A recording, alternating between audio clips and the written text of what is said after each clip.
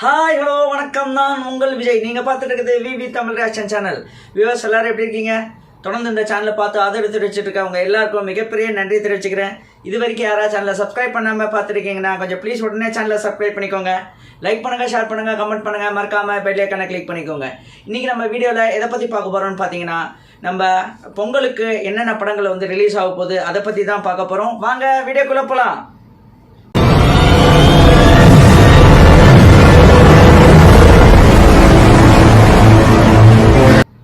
அதாவது பொதுவாக பார்த்தீங்கன்னா நம்ம ஊரில் தீபாவளி, பொங்கல் இதுதாங்க மிகப்பெரிய ஒரு ஃபெஸ்டிவல்னாலே அப்புறம் என்னங்க, முக்கியமாக வந்து படம் ரிலீஸ் தானே நம்ம ஊரில்.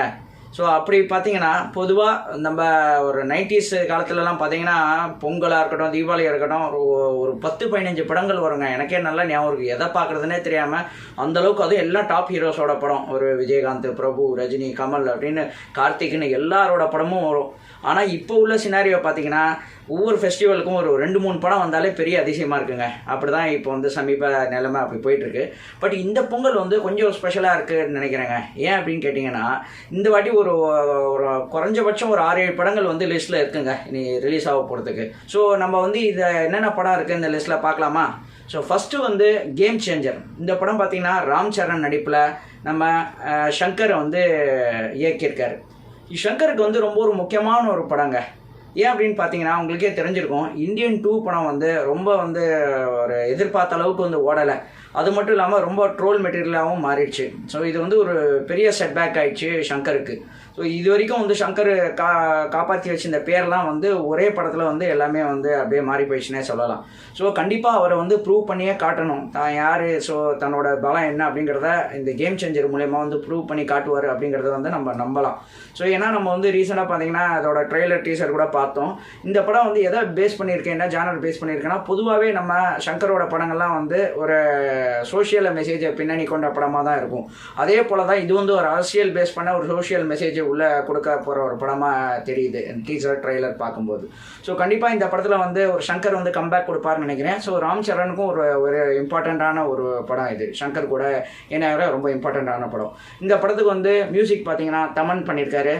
இந்த படம் வந்து ஜனவரி 10ஆம் தேதி வந்து ரிலீஸ் ஆக போகுதுங்க. ஸோ ஆல்மோஸ்ட் வந்து கன்ஃபார்ம் ஆயிடுச்சு. அதுக்கப்புறம் இந்த படத்தில் வந்து ரெண்டாவது ஒரு பெரிய முக்கியமான படமாக பேசப்படக்கூடிய படமாக என்னென்னு பார்த்தீங்கன்னா வணங்கான். இது வந்து நம்ம டைரக்டர் பாலா.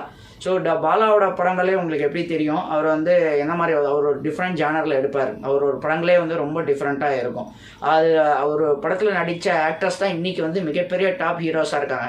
நம்ம சூர்யாவாக இருக்கட்டும், நம்ம சியான் விக்ரமாக இருக்கட்டும், எல்லாமே வந்து பாலாவோட பட்டறையிலேருந்து உருவாக்கப்பட்டவங்க தான். விஷால், ஸோ நிறைய பேர், ஆரியா, இவங்கெல்லாம் வந்து பாலா படங்களில் நடித்து இன்றைக்கி வந்து ஒரு மிகப்பெரிய டாப் ஹீரோவாக மாறிட்டாங்க. ஸோ அந்தளவுக்கு ஆக்டிங் ஸ்கோப் இருக்கும் பாலா படங்களில்.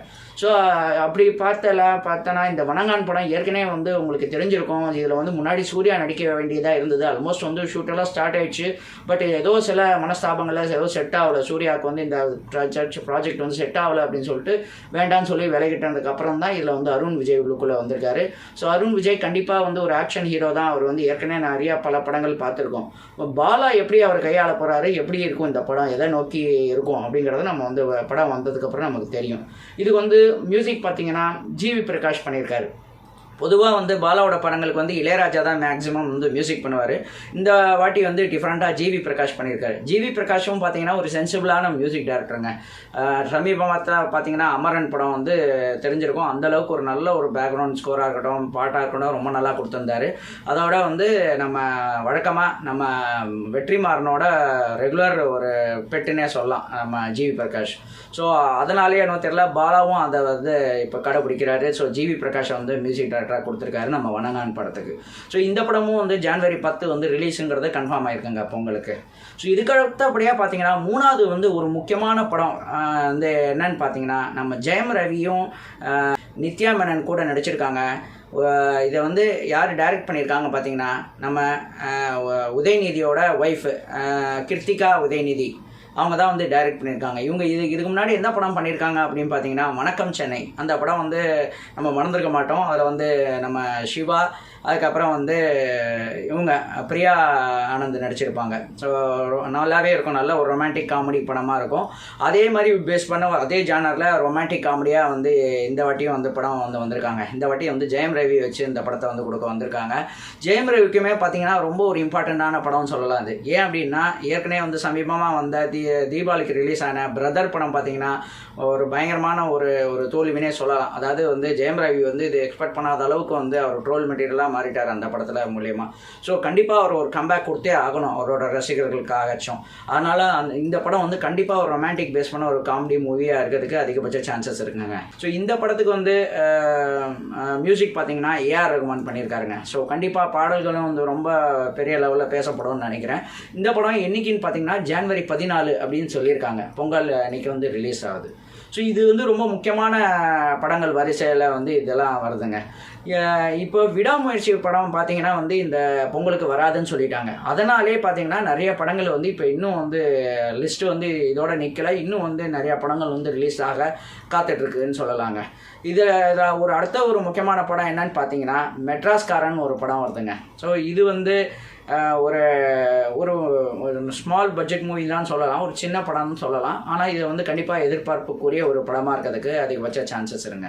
அது மட்டும் இல்லாமல் வீர தீர சூரன் இந்த படம் வந்து இதுவும் வந்து இது வரைக்கும் இன்னும் லிஸ்ட்டில் சேரப்படாத படமாக இருக்குங்க. பொங்கலுக்கு வருமா வராதா அப்படிங்கிறது இது வரைக்கும் நமக்கு தெரியல. ஸோ முக்கியமாக விடாமுயற்சி, வீர தீர சூரன் இதெல்லாம் வந்து பேச்சில் இருந்தது பொங்கலுக்கு ரிலீஸ் ஆகும்னு.